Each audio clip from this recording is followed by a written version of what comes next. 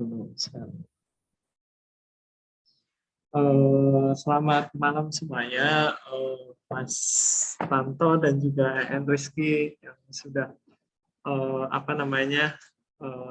malam-malam ya ikut diskusi di sini sekaligus belajar mengenai fikih muamalah tentang keberadaan bank. Mungkin sebelumnya Mas Tanto boleh memperkenalkan diri, Mas. Silahkan, Mas. Halo, Mas Tanto. Ya, boleh memperkenalkan diri, Mas. Itu Ya, ada ininya, Mas. Ada apa namanya? Filternya loh. Filternya lucu. Ya, silakan, Mas. Assalamualaikum warahmatullahi wabarakatuh. Perkenalkan, nama saya Martanto. Saya dari Kabupaten Kebumen. Mohon izin ikut menimba ilmu sama masternya. Ya, semoga pada kesempatan kali ini bermanfaat bagi kita semua. Ya, Insya Allah, Mas Tanto. Amin.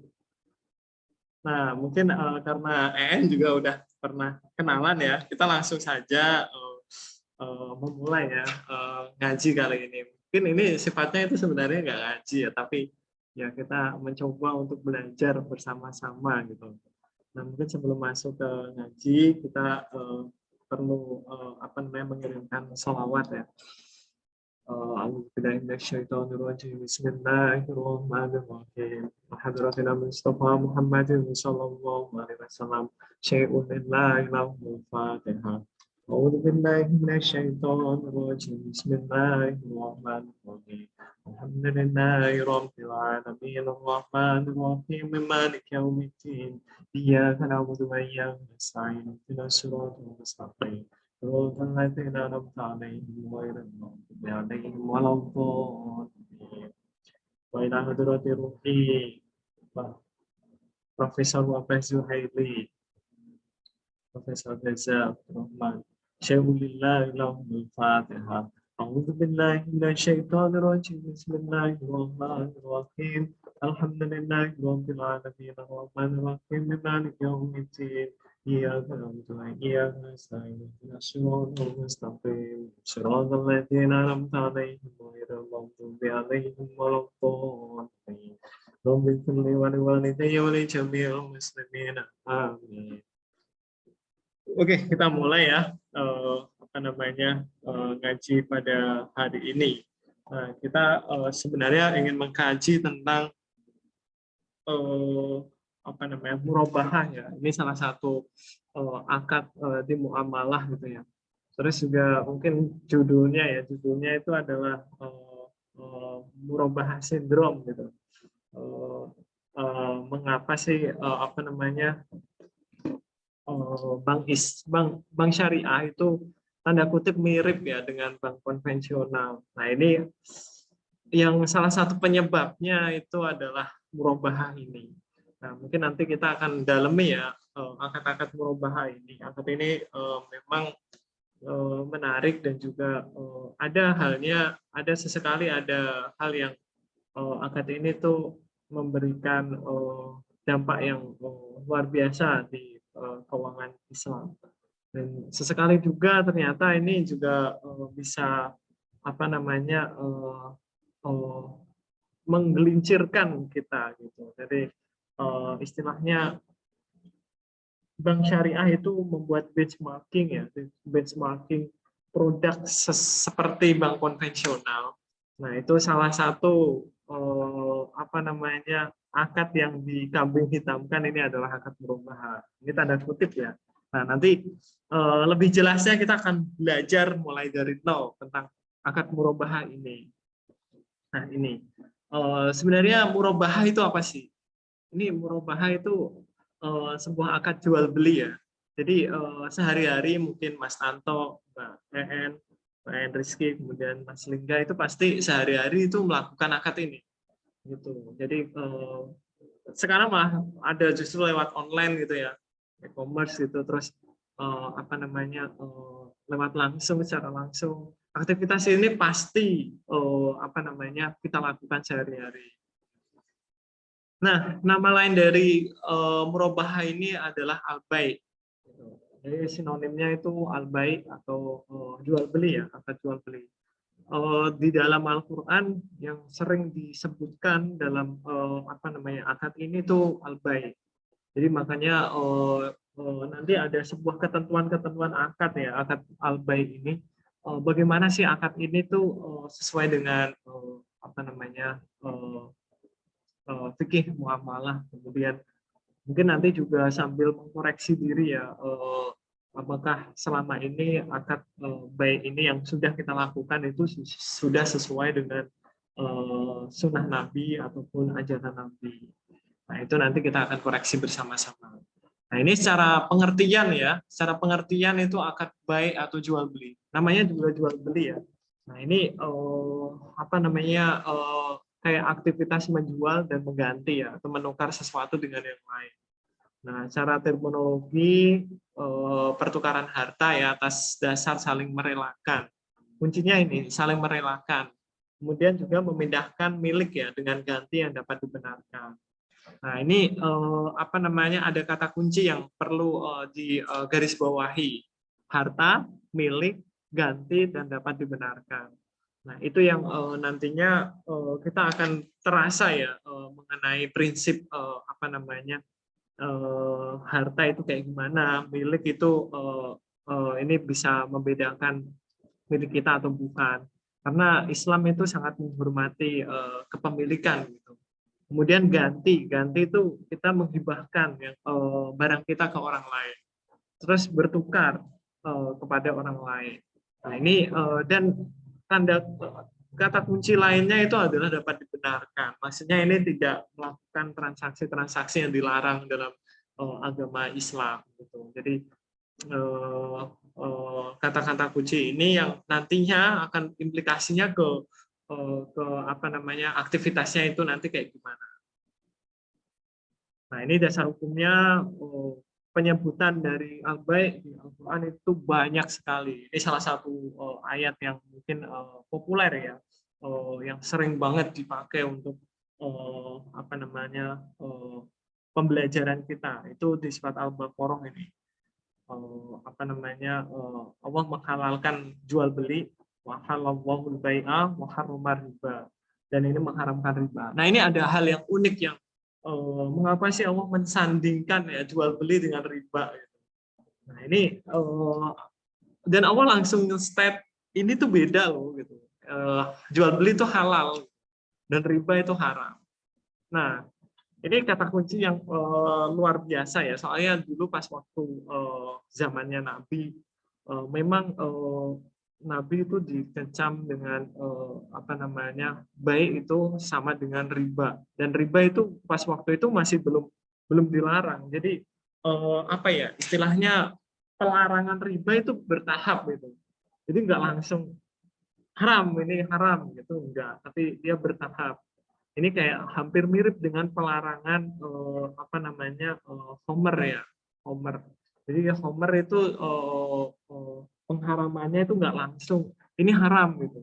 Jadi bertahap mulai dari pas waktu sahabat melakukan sholat dan pas waktu itu mabuk gitu ya. Nah, terus nggak boleh sholat itu yang diimami dengan orang yang sedang mabuk. Nah, awalnya untuk sholat doang nggak bolehnya. Nah, terus bertahap lagi case-case lain, dan akhirnya sampai jatuhlah bahwa Homer itu diharamkan gitu.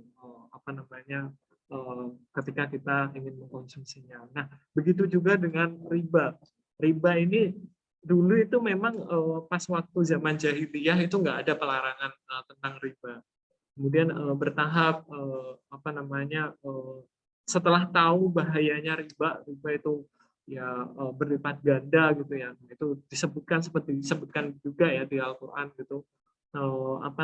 Sehingga kita nggak boleh gitu, nggak boleh melakukan ini sifatnya mendolimi orang lain gitu. Dan bahkan terakhir itu Allah memerangi bagi orang yang melakukan riba gitu. Dan ini salah satu ayatnya lagi yang uniknya adalah Allah ini mensandingkan kata baik dengan riba.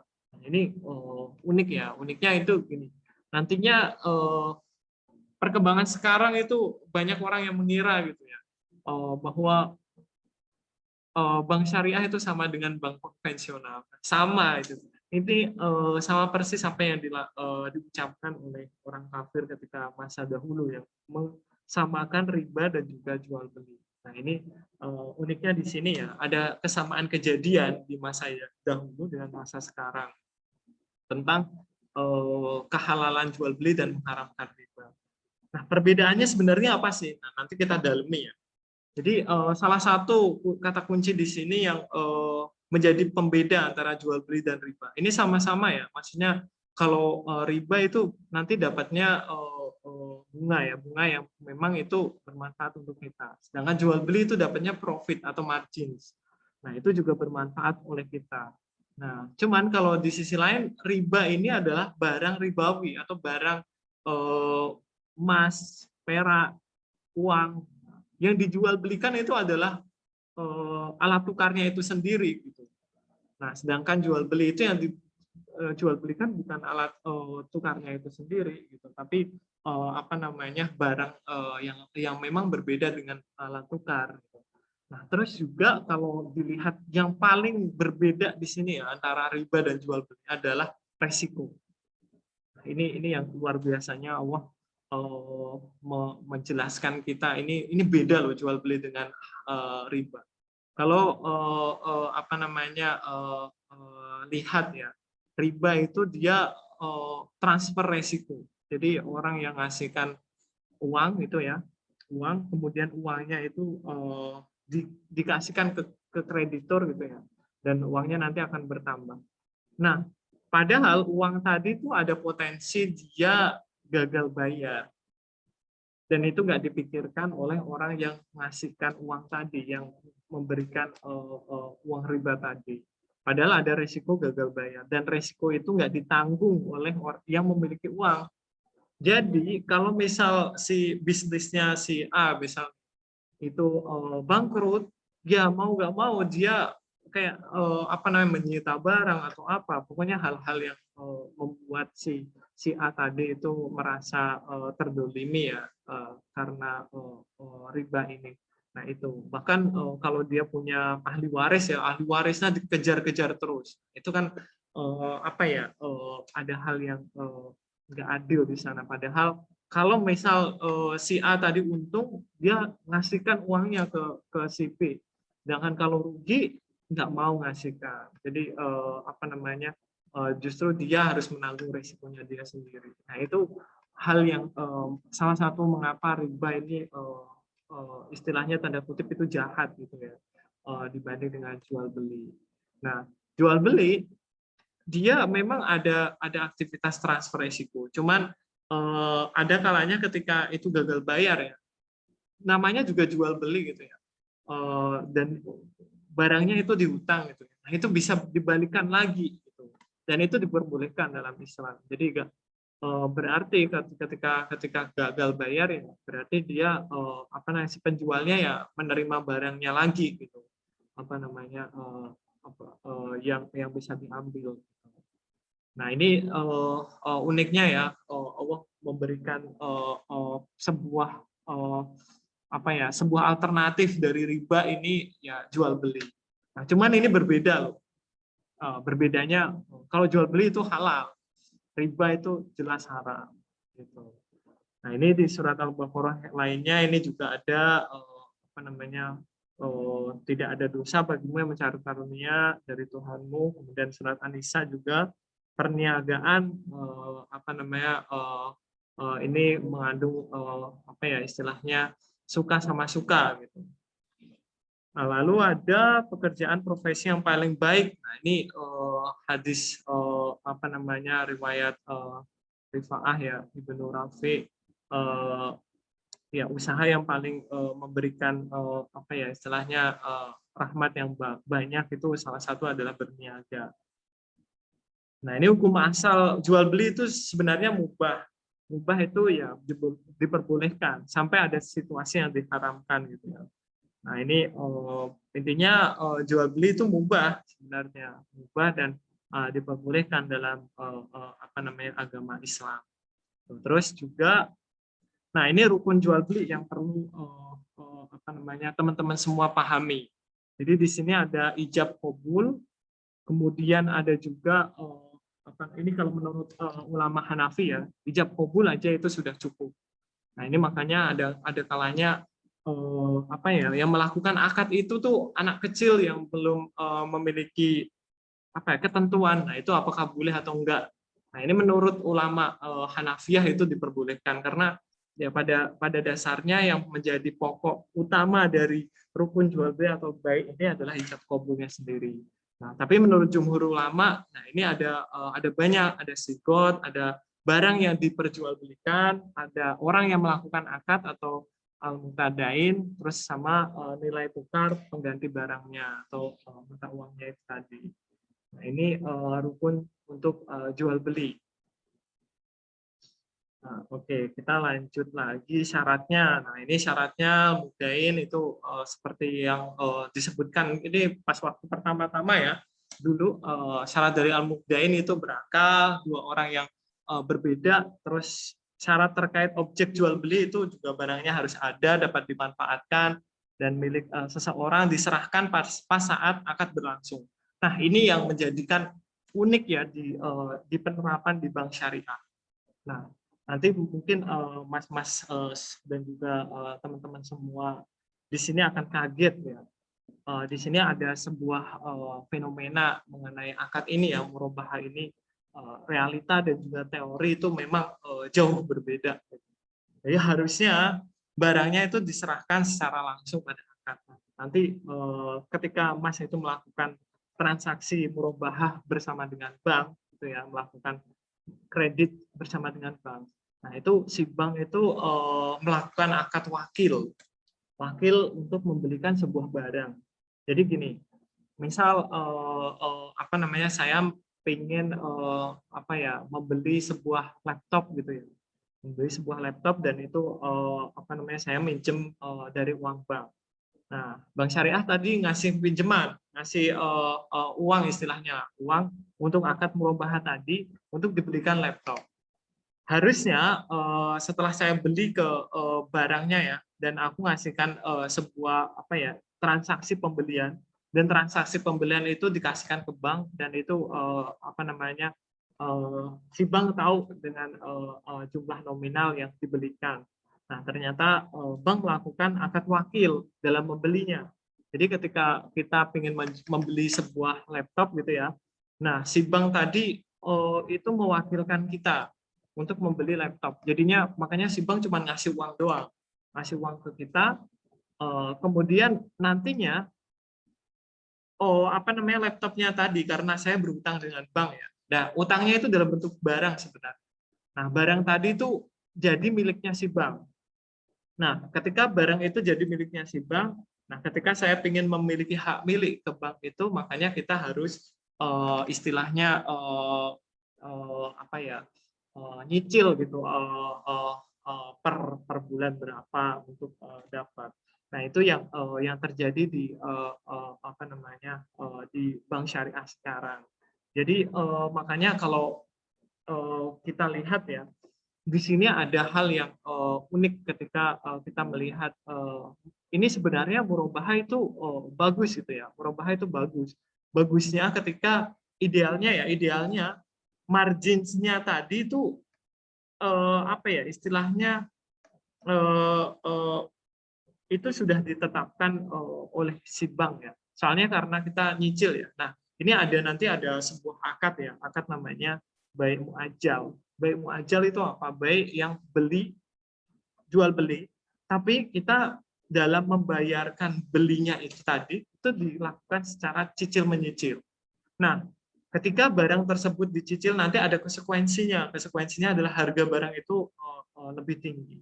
Nah, tapi ini banyak dikritik oleh para ulama, banyak dikritik oleh para ekonom Islam. Duh, kok si bank tadi jual beli, tapi dia nggak mau menerima resiko. Dia maunya untung terus. Nah, Makanya dia merasa seolah-olah orang yang transaksi bersama si bank itu hampir mirip dengan bunga gitu.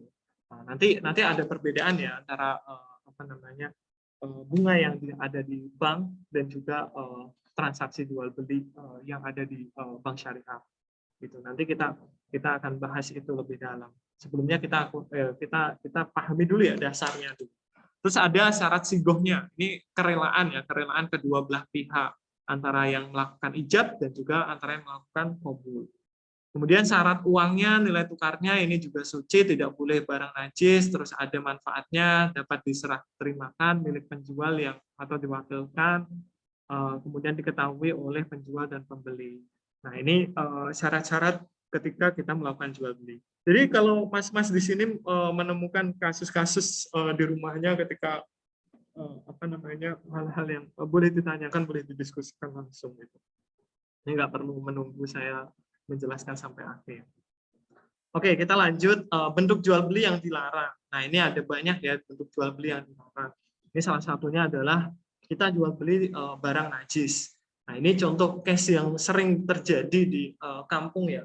Biasanya kan ada yang jualan pupuk kandang gitu. Itu istilahnya itu bukan jualan ya. Jadi ketika kita menjual pupuk kandang, karena pupuk kandang kan dari kotoran ayam ya. Kotoran ayam itu jelas najis ya. Nah, itu tuh nggak bisa dikatakan itu jual beli gitu. Dan ketika itu terjadi jual beli berarti akadnya itu fasid, akadnya itu rusak. Nah, itu nggak boleh. Nah, yang boleh itu kayak gimana untuk transaksi pupuk kandang itu? Itu lebih ke arah kita apa ya istilahnya membayar tenaga ketika mengumpulkan apa namanya pupuk tadi. Jadi istilahnya kita kita ada hak manfaat lah. Itu namanya ujroh ya. Nah, nanti di pertemuan selanjutnya ya kita akan apa namanya membahas akad ijaroh. Ijaroh itu kita memakai manfaat dari yang lain. Nah, jual beli manfaat itu sebenarnya semua konsep ini ya, semua konsep di hampir semua konsep di akad itu melakukan konsep tukar menukar ya atau jual beli ya. Cuman jual belinya dalam bentuk apa? Manfaat, barang atau apa namanya mata uang. Nah, kalau mata uang kemarin sorof ya kemarin kita sudah membahas ya mengenai sorof dan kebetulan kemarin juga lagi ini ya lagi booming cryptocurrency ya cryptocurrency yang ternyata diharamkan oleh MUI mengenai akadnya. Nah, ini di masa sekarang. Nah, itu entah nanti di masa yang akan datang itu mungkin akan berubah lagi. Soalnya di masa sekarang itu penggunaan kripto itu ke negatif gitu. Mungkin ya semoga aja ada orang-orang ekonomi Islam yang memang menggunakan cryptocurrency untuk hal-hal yang positif. Nah itu ya kita berdoa aja lah semoga ada. Pasti ada sih. Nanti kita tunggu aja jam tayangnya gitu. Terus juga jual beli yang dilarang karena belum jelas. Nah ini goror ya.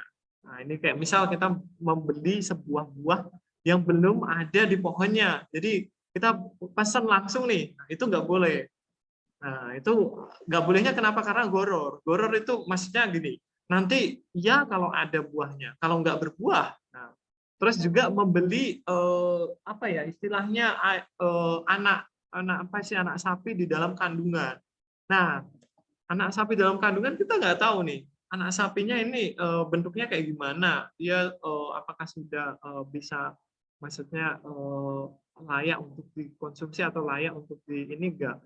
Ternyata nanti pas waktu keluar itu apa namanya enggak layak. Nah itu begitu komprehensifnya Islam ya dalam mengatur hal sekecil itu. Jadi kita tuh nggak boleh loh bertransaksi ketika enggak apa namanya belum jelas. Nah nanti teman-teman semua akan belajar juga mengenai goror atau tidak jelas ya, tapi diperbolehkan dalam Islam.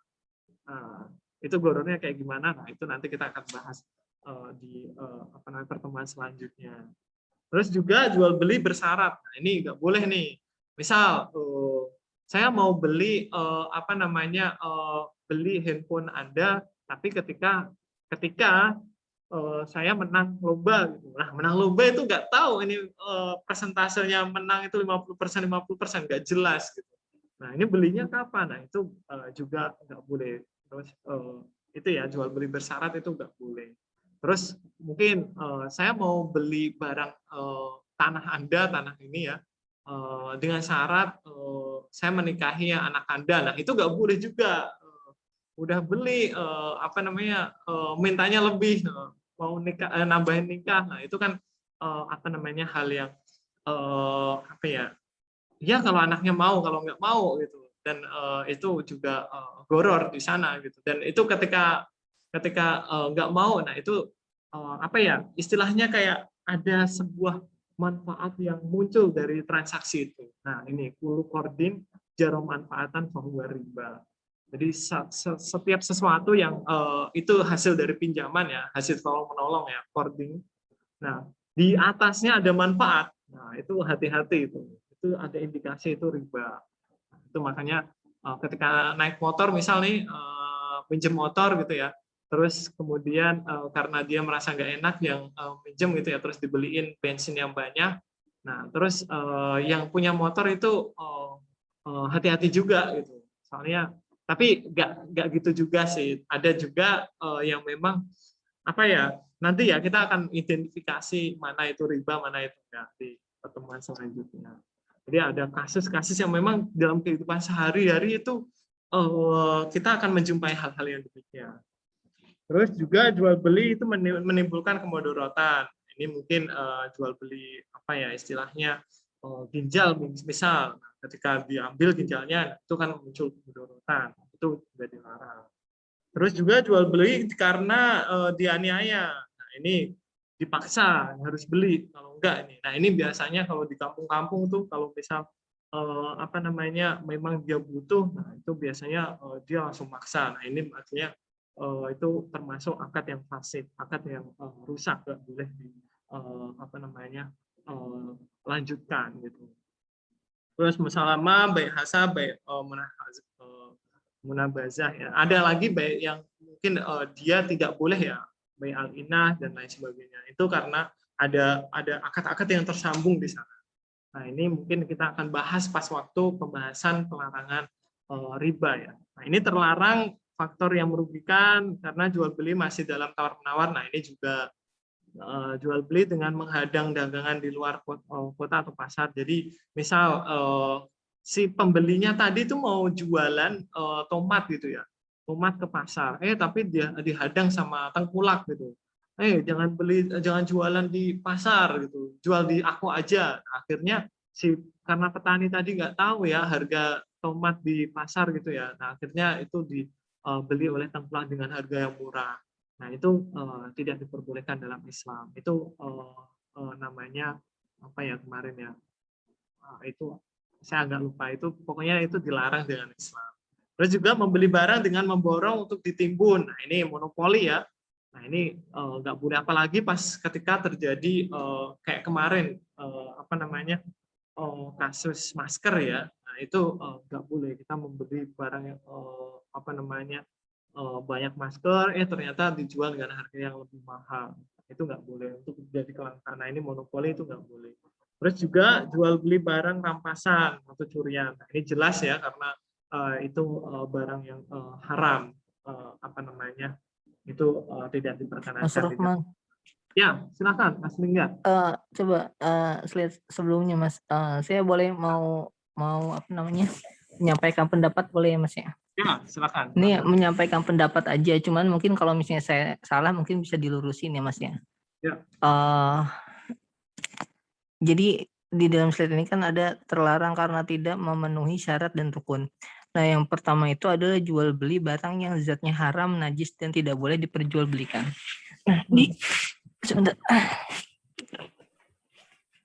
Nah, di dalam jual beli barang yang zatnya haram, najis, itu kan tadi kita mengambil contoh misalnya adalah darah babi, bangkai, ASI.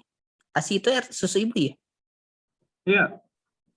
Ya, Ya, ASI, air mani binatang. Dan tadi juga ada satu contoh yang nggak ada di sini, contohnya yaitu pupuk kandang ya. Ya, Pupuk kandang. Nah, di dalam alasan dari diperbolehkannya jual beli pupuk kandang itu adalah ilatnya atau alasannya itu adalah yang kita beli itu bukanlah pupuk kandang, tetapi yang kita beli adalah membayar jasa dari orang yang telah membuat pupuk kandang itu, gitu ya. Nah, kalau alasan atau ilatnya seperti itu, maka alasan atau ilatnya yang seperti itu menurut saya itu alasan yang lemah. Mungkin saya nggak tahu ya kalau misalnya ada alasan lainnya, tapi menurut saya itu alasan yang lemah karena begini, kalau misalnya alasannya adalah karena membeli atau membayar jasa, maka ketika ada suatu kasus, misalnya kasus orang tersebutlah bersusah payah membuat pupuk kandang. Dia tambahin zat A, zat B, zat C, zat D. Nah, ternyata setelah jasa itu dilakukan dengan susah payah, ternyata ada suatu kesalahan. Misalnya dari suatu orang tersebut ada suatu nggak sengaja melakukan kesalahan. Akhirnya pupuk yang diklaim tadinya pupuknya pupuk kandang berkualitas baik, ternyata menjadi pupuk kandang yang berkualitas buruk gitu. Nah, bahkan tidak bisa dikatakan sebagai pupuk kandang seperti itu. Nah, ketika diterima oleh konsumen tersebut harus membayar jasanya karena jasa tersebut udah dilakukan seperti itu. Tapi konsumen nggak mau tahu kan pada waktu dia menerima barang, ini bukan pupuk katanya, ini barang ini nggak bisa dipakai. Nah, artinya ketika konsumen tersebut menolak dan mengatakan bahwa ini bukan pupuk, berarti yang sebetulnya dibayarkan oleh si konsumen itu bukan membayar jasanya, tetapi konsumen itu membayar pupuknya gitu. Seharusnya seperti itu. Kalau misalnya konsumen itu membayar jasanya, baik pupuk itu jadi atau tidak jadi, karena jasanya sudah keluar, maka jasa itu harus dibayar. Seperti itu. Kan yang dibayar jasanya. Seperti itu. Kemudian, tapi kalau misalnya ini pendapat saya, cuman kalau misalnya mungkin salah ya, tapi saya ingin mengungkapkan pendapat aja Mas Rohman. Oke, terima kasih Mas Lingga. Sama halnya ada hadis mengenai tidak boleh menjual air. Saya lupa hadis redaksinya. Tapi air tanah, ladang, api. Aduh, saya lupa. Tapi intinya adalah Yang di monopoli ya? Ya sih. Iya betul yang hadis yang mengenai monopoli itu. Ya. Saya lupa. Tapi intinya adalah gini. Intinya kita itu tidak boleh menjual air, tidak boleh menjual oksigen. Terus apalagi gitu saya lupa. Tapi saya mau mengomentari mengenai air. Itu kan sama seperti air. Kita itu tidak boleh menjual air.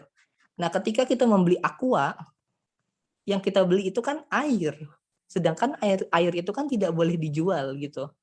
Nah, kita mengklaim bahwa yang kita beli itu jasanya. Jasa si pabrik aqua menyaring, membotolkan dan mengirim distribusi gitu sampai dengan ke tangan kita. Itu yang kita bayar jasanya.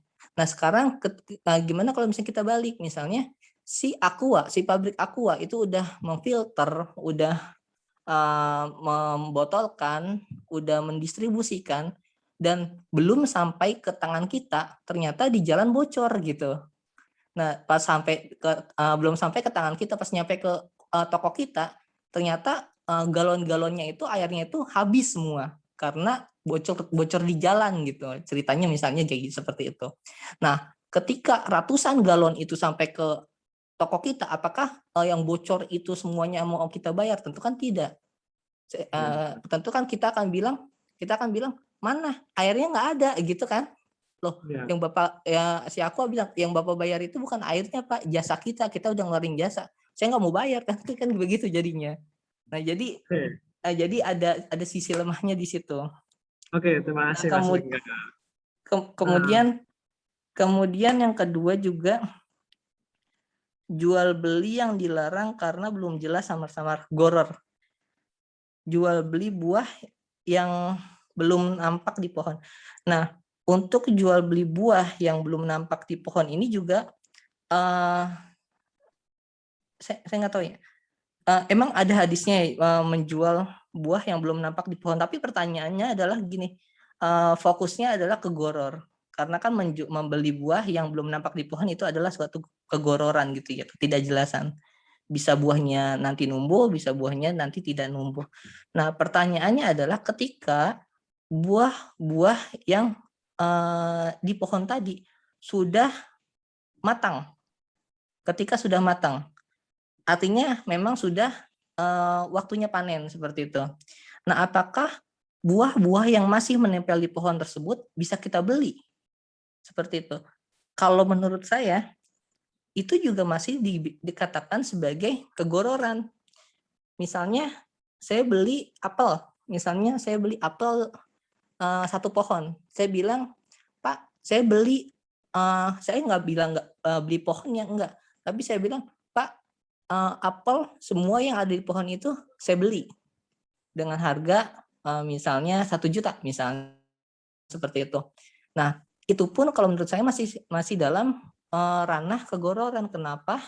Karena ketika saya mengatakan saya mau beli apel yang ada di dalam pohon tersebut, apel itu saya nggak tahu jumlahnya berapa kilo, jumlahnya berapa biji, ukurannya kayak gimana, apakah kualitasnya itu merata sama semua atau memiliki range yang berbeda-beda, ada yang busuk, ada yang bagus, ada yang bagus banget gitu. Apakah dan persentase dari yang busuk dan yang bagus itu apakah kita bisa mengukurnya gitu kan?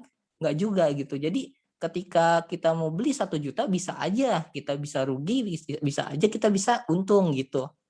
Seperti itu. Jadi itu masih masuk ke dalam ranah kegororan gitu. Tapi nggak tahu juga ya kalau misalnya ada pendapat lain seperti itu. Oke. Makasih Nah, Mas itu Lingga. yang kedua. Mungkin Yang mungkin ketiga. kita ini dulu ya Mas Lingga ya. Soalnya ini sebenarnya pertanyaan Mas Lingga itu terjawab di next slide. Selanjutnya. Oh ya udah, boleh. Jadi kayak misal Boleh. tadi tentang aqua ya, aqua ternyata nggak sesuai sama yang kita harapkan barangnya. Nah, nanti ada hak hiar namanya. Nah, hak hiar nanti akan kita bahas ya. Jadi hak hiar itu kayak kita punya opsi loh, apa namanya, ketika jual beli itu boleh di cancel, boleh enggak gitu. Nah, itu namanya hak hiar. Nah, nanti kita bahas hiarnya itu kayak gimana, nanti akan kita bahas.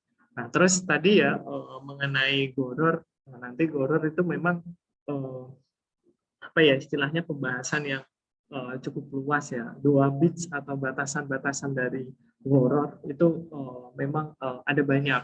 Nah, mungkin kalau dibahas tentang goror aja itu dalam satu pertemuan itu nggak cukup. Nah, nanti apa namanya, kita akan sedikit demi sedikit lah kita apa namanya bahas mengenai kegororan. Jadi ada goror yang dibolehkan loh, ada goror yang tidak diperbolehkan. Nah, itu nanti ada kunci-kuncinya. Mungkin kunci-kuncinya aku kasih bocoran dikit ya. Goror yang dibolehkan dan goror yang tidak diperbolehkan. Ada goror kecil, ada goror besar. Nah, goror kecil itu goror yang common, yang bisa istilahnya menurut kesepakatan ulama itu boleh loh. Maksudnya udah jadi kebiasaan masyarakat. Kayak misal kita makan biasanya makan di warteg itu kan kita makan dulu ya sebelum kita bayar lah. Nah, seharusnya kita bayar dulu apa namanya baru kita makan gitu. Tapi itu hal yang udah urf, nah itu dibolehkan. Ada juga goror sampingan dan goror utama. Goror sampingan dan goror utama itu kayak gimana? Jadi ketika kita jual beli yang ada kita menjual dengan akad yang utama. Misalnya kita beli rumah gitu. Nah, ternyata di dalam rumah itu ada namanya AC.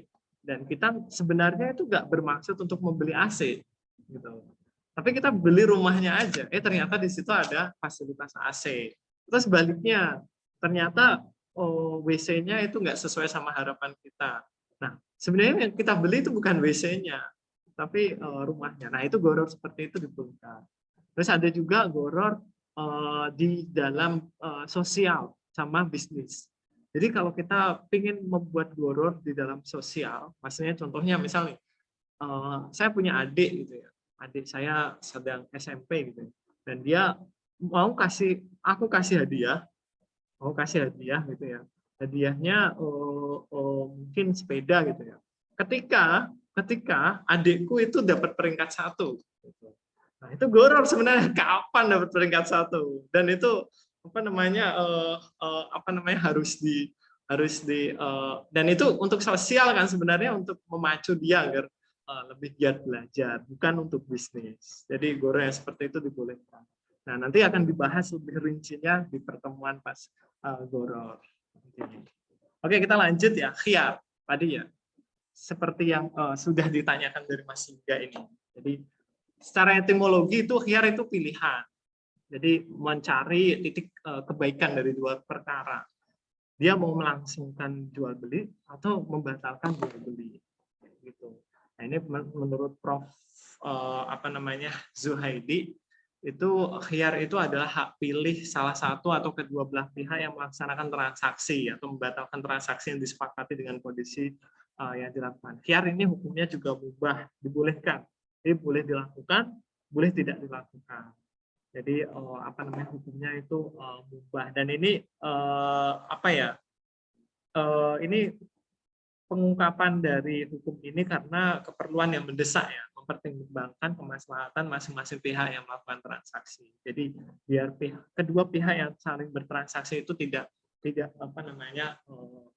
merasa dirugikan gitu dengan transaksi atau akad yang sudah dilakukan. Nah, itu. Terus khiyar ini ada beberapa, ada majelis, aib, ya, syarat sama ta'yin. Nah, ini apa aja sih majelis? Nah, khiyar majelis itu kita boleh membatalkan sebuah akad pas waktu itu juga. Jadi misalnya kita sudah beli di waktu itu juga gitu, ternyata nggak pingin dengan barang yang kita beli gitu. Nah, kita melakukan khiyar untuk dia selama dia belum berpisah ya, masih di tempat itu ya. Nah, itu boleh dilakukan khiyar untuk dikembalikan ulang barang yang dia beli gitu. Boleh juga yang enggak gitu. Boleh juga enggak dilakukan itu karena mungkin si pembelinya jangan sampai terlalu lama. Intinya ini ketika pisah di lokasi ya udah berarti udah enggak boleh lagi gitu. Nah, ini hanya pas waktu di lokasi. Nah, ini namanya khiyar majelis.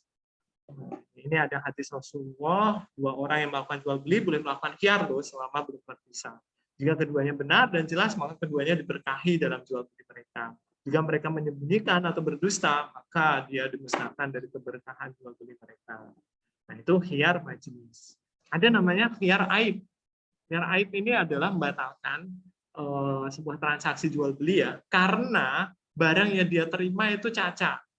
Nah, ini namanya khiyar aib. Jadi kayak tadi ya, seperti contoh yang diungkapkan sama Mas Liga, beli aqua, ternyata aquanya nggak sesuai nih dengan barang yang dia jual belikan selama ini. Nah, itu boleh melakukan khiyar, boleh dibalikin lagi.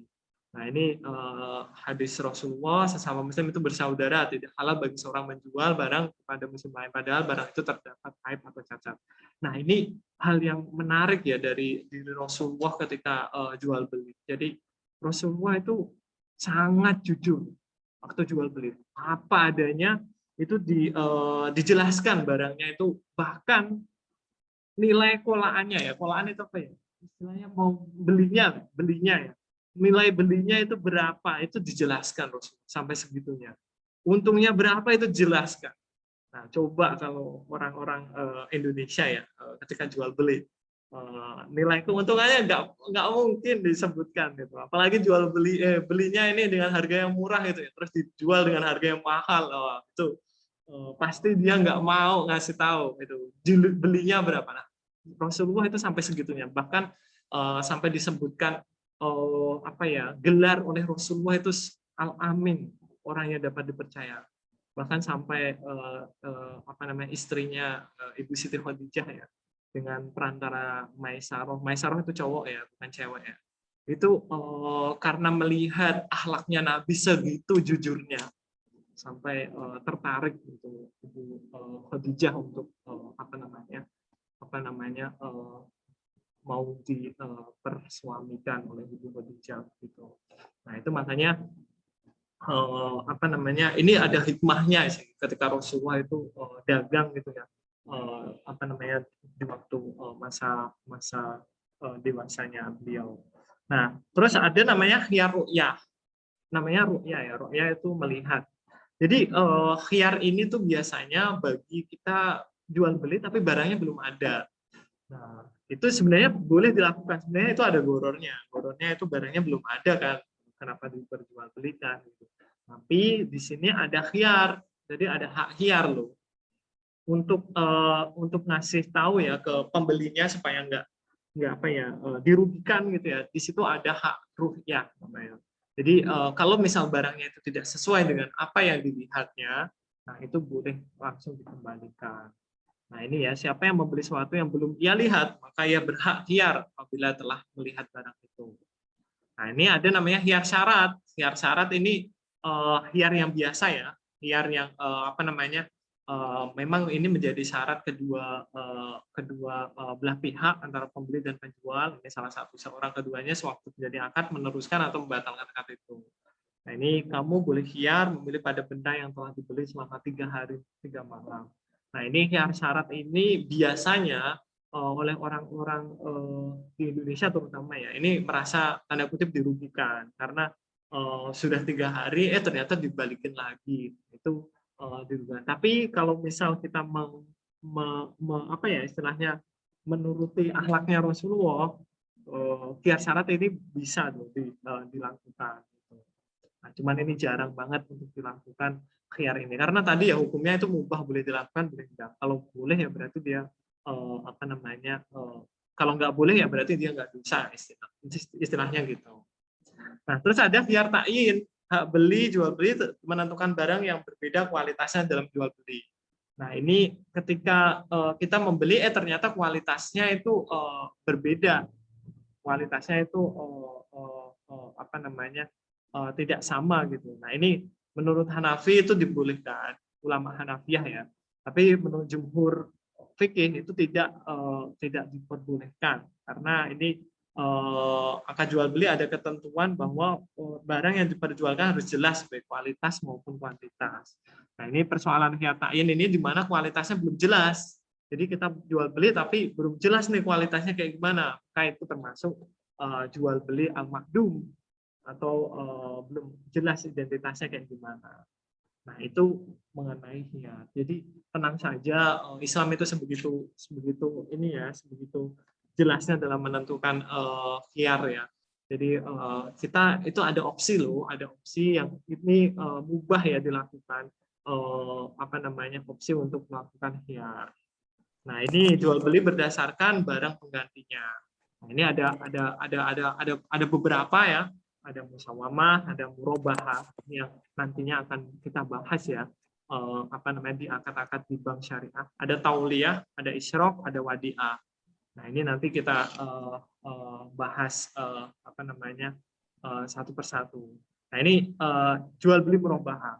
Nah ini yang paling unik ya, soalnya ini dipakai di aplikasi kontemporer sekarang gitu. Jadi jual beli murabahah ini. Ini ada ketentuan yang perlu teman-teman semua pahami mengenai apa namanya, jual beli murabahah ini. Nah, murabahah ini dia punya ketentuan bahwa ketika kita jual beli ya, harga belinya itu harus dikasih tahu. Ini mungkin berat bagi kita ya. Tapi ini ternyata menurut ini ya, menurut fikih itu seharusnya harus dikasih tahu belinya berapa. Nah ini ada harga belinya jelas ya, harga belinya jelas, dan juga ada keuntungannya juga. Nah nanti ada aturannya ya, aturannya ini. Ini contohnya aku membeli barang ini dengan harga 10 dinar dan aku minta uang untung 1 dinar. Ini bahasa yang apa ya, istilahnya jujur banget gitu. Maksudnya ya kalau orang Indonesia kayak gini kan jarang, bahkan yang jualan dia belinya berapa itu jarang banget gitu. Terus aku membeli barang ini dengan harga 10 dinar dan aku minta untung 1 dirham. Minta untungan sesuai dengan persentase tertentu. Nah, itu namanya murabahah. Terus ulama Syafi'iyah atau Hanabilah itu mengungkapkan pengertian murabahah ini adalah jual barang sesuai dengan modal yang dikeluarkan oleh jual. Dia mendapatkan keuntungan dirham setiap 10 dirham atau sejenisnya dengan syarat penjual atau pembeli mengetahui modal yang dikeluarkan penjual. Nah, ini unik ya. Jadi di aplikasi kontemporer sekarang uniknya adalah si banknya tadi ketika kita melakukan murabahah dengan bank. Banknya tadi itu nggak ngasih nggak minta kwitansi belinya barangnya tadi. Nah, ini nggak tahu ini akad itu istilahnya ya nggak ideal lah, nggak ideal lah. Idealnya kan ya kita harus tahu, bahkan si banknya tadi kan sebagai pemilik barang ya, pemilik barang ketika jual beli gitu ya. Nah, barangnya tadi tuh si banknya tadi harus tahu nih harganya berapa belinya, kwitansinya harus dikasih ke bank.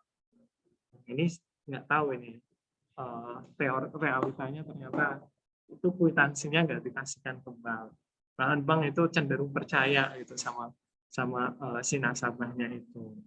Nah, terus juga ini dalil yang memperbolehkan jual beli murabahah ya. Ini tadi di Al-Baqarah tadi sudah dijelaskan. Terus juga ini ada kisahnya Nabi ketika hendak hijrah, Abu Bakar memberi 2 ekor unta, terus Nabi kemudian bersabda, biar aku membayar harga salah satunya. Tapi Abu Bakar menjawab, ambillah unta itu tanpa harus mengganti harganya. Kemudian menjawab, jika tanpa membayar harganya maka aku tidak akan mengambilnya. Ini istilahnya ya Rasulullah tuh mau ditraktir sama Abu Bakar, tapi Rasulullah nggak mau, menolak gitu, karena ini memang akad murabahah yang dilakukan gitu. Kemudian Ibnu Mas'ud juga meriwayatkan ya bahwa jual beli barang itu mengambil keuntungan 1 dirham itu bisa dilakukan. Terus transaksi jual beli ini telah memenuhi syarat yang ditentukan oleh syariat, dan ini bermanfaat bagi dan memiliki pengalaman terhadap kebutuhan barang-barang itu. Juga orang-orang yang tidak memiliki pengalaman dalam masalah jual beli. Nah, ini syaratnya, ini yang perlu dipahami mengenai murabahah. 1, ini yang paling susah untuk bagi orang Islam di Indonesia ya. Jadi dia harus mengetahui harga pertama, harga pembelian. Bayangin, harga dapurnya itu harus dikasih tahu.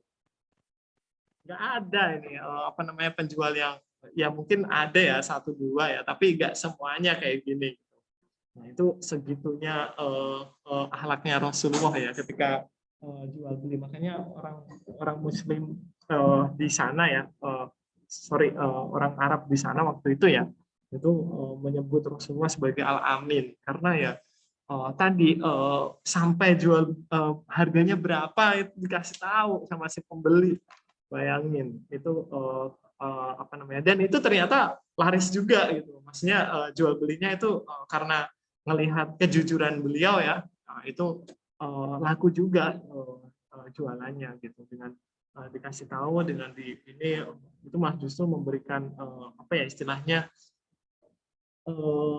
citra baik oleh penjual. Itu salah satu tipsnya ala bisnisnya Rasulullah. Terus juga mengetahui jumlah keuntungan yang diminta. Ini susah juga. Udah tahu nih jualnya belinya berapa, keuntungannya juga harus dikasih tahu. Nah, ini murabahah itu kayak gitu. Jadi setransparan itu gitu. Akan jual beli yang disarankan di dalam Islam. Terus modal yang dikeluarkan juga ini juga barang misliyat. Misliyat ini barang yang misli ya. Intinya barangnya itu bisa memberikan kayak percontohan yang bagus gitu. Dari kata misal ya, misal itu ya percontohan yang bagus gitu bang. Jadi modal yang dikeluarkan itu istilahnya merepresentasikan tadi kejujuran gitu. Jadi tidak boleh barangnya ini tuh dari modal yang tidak jelas halal dan haramnya. Terus juga murabahah ini pada barang ribawi ya, hendaknya tidak menyebabkan terjadinya riba nasi'ah. Nah, ini. Jadi kemarin kita sudah belajar mengenai barang ribawi. Barang ribawi itu ada 7 ya. Emas, terus perak, terus juga alat tukar menukar ya, garam, bahan-bahan pokok, gandum gitu ya. Terus sama kurma ya, kurma termasuk bahan pokok. Nah, itu barang-barang ribawi. Barang-barang ribawi itu adalah barang yang punya potensi. Dia tuh sangat istilahnya apa ya? Dekat dengan riba, unsur riba. Nah, itu harus berhati-hati. Boleh transaksi, boleh melakukan murabahah dengan barang ribawi, tapi harus diperhatikan. Maksudnya diperhatikan itu gini, syaratnya kemarin kan akadnya sorof ya. Sorof itu syaratnya apa? On the spot atau pas waktu itu, tidak boleh kurang, tidak boleh tambah. Nilainya sama. Nah, ini ketika nilai uangnya itu mata uangnya sama ya. Ketika mata uangnya beda itu boleh berbeda. Tapi kalau ketika mata uangnya sama, 10.000 misalnya 10.000 ditukar receh 10.000. Nah, itu harus sama nilainya 10.000 juga. Ketika terlalu dikit atau kelebihan, itu namanya riba nasi'ah. Nah, itu enggak diperbolehkan dalam Islam. Hanya itu harus berhati-hati ya. Ketika hari Lebaran biasanya kan banyak banget tuh yang tukar menukar uang. Nah, ternyata di situ ada apa ya, pengurangan nilai uangnya itu sendiri. Terus juga transaksi yang pertama hendaknya sah. Jadi ketika mereka melakukan transaksi berulang itu bisa apa namanya bisa bagus itu ininya apa namanya muamalahnya. Jadi itu ya, itu syarat-syarat yang perlu dipahami ketika kita melakukan akad murabahah. Jadi intinya kalau teman-teman semua melakukan akad murabahah ini, intinya harus jujur mengenai harga belinya, harga keuntungannya, dan juga modalnya. Lalu kalau misal barangnya itu sensitif terhadap terjadinya apa tadi riba, nah itu harus berhati-hati. Dia harus on the spot, pas waktu itu juga. Nggak boleh bayarnya sekarang dicicil, itu nggak boleh, barang ribawi. Nah, terus juga nasi'ah itu maksudnya tadi ya, dia tidak memunculkan riba nasi'ah tadi. Dia harus sama nilainya. Ketika mata uangnya sama, ketika berbeda boleh berbeda. Begitu. Nah, ini modal dalam murabahah, ini modal jumlah harga beli harus dibayar pembeli pertama sesuai dengan kesepakatan transaksi. Modal merupakan suatu yang digunakan memiliki barang dagangan dan menjadi wajib akad, bukan uang tunai yang diterima setelah transaksi sebagai ganti dari harga yang disepakati dalam transaksi. Jika seorang membeli pakaian dengan harga 10 dirham, itu ya, kemudian dia membayar secara kontan dengan dinar dan pakaian sebagai ganti 10 dirham. Maka modal di sini adalah 10 dirham. Adapun dinar dan pakaian tak lain hanyalah ganti jumlah harga yang harus dibayar. Nah, ini menurut apa namanya Profesor Wabah Zuhaili. Jadi modal dalam murabahah itu punya ketentuan-ketentuan seperti ini. Oke, ada yang mau ditanyakan silahkan. Nah, ini hal yang termasuk dalam modal. Nah, ini biaya yang dikeluarkan, tambahan barang. Nah, ini kenapa sih ini penting ya, modal itu penting dijelaskan itu ya. Karena gini, ketika kita melakukan transaksi murabahah, kita harus ngasih tahu nih keuntungannya berapa. Nah, ketika ngasih tahu keuntungan berapa, berarti kita harus memperhatikan cost yang kita keluarkan kan. Cost yang kita keluarkan selama itu kan. Nah, cost yang kita keluarkan kan itu termasuk dalam modal. Nah, itu makanya itu dijelaskan secara terperinci oleh Profesor Wabah Zuhaili. Jadi termasuk semua biaya yang dikeluarkan oleh barang dagangan yang menyebabkan bertambahnya barang dagangan, baik secara substansi maupun nilai dalam kebiasaan para pedagang dimasukkan dalam modal. Yang tidak termasuk modal, nah ini upah dokter, upah tukang hitan, upah bekam, upah dokter hewan. Nah, ini bukan termasuk modal ya, tapi ini adalah cost apa ya istilahnya yang fix ya, yang fix harus dikeluarkan ketika memang usahanya itu di situ gitu. Jadi ini kayak gajinya lah. Jadi itu bukan termasuk komponen dari modal. Nah, ini menurut Profesor Wabah Zuhaili karena itu sudah merupakan profesi ya, profesi gitu. Nah, ini hal-hal yang perlu ditransaksikan dalam murabahah. Nah, ini istilahnya nasihat ya, nasihat yang perlu kita pahami ketika murabahah. Ini rasa saling percaya, terus juga ketika barangnya jika rusak munculnya dengan dirinya sendiri, maka dia boleh menjual secara murabahah dengan harga penuh tanpa harus menjelaskan cacat yang ada. Tapi ternyata ketika kerusakan itu terjadi karena pembeli pertama atau orang lain, maka tidak boleh menjualkan dengan cara murabahah. Nah, ini kecuali dengan menjelaskan kerusakan yang ada. Nah, ini intinya nggak boleh saling mendolimi lah. Ketika rusak si orang pertama ya kita harus ngasih tahu kerusakannya. Tapi kalau ketika rusaknya itu di orang kedua, ya ini berarti dia boleh menjualnya secara murabahah dengan harga yang penuh tanpa harus menjelaskan cacat yang ada. Karena dia udah tahu sendiri gitu cacatnya itu mulai yang ada gitu.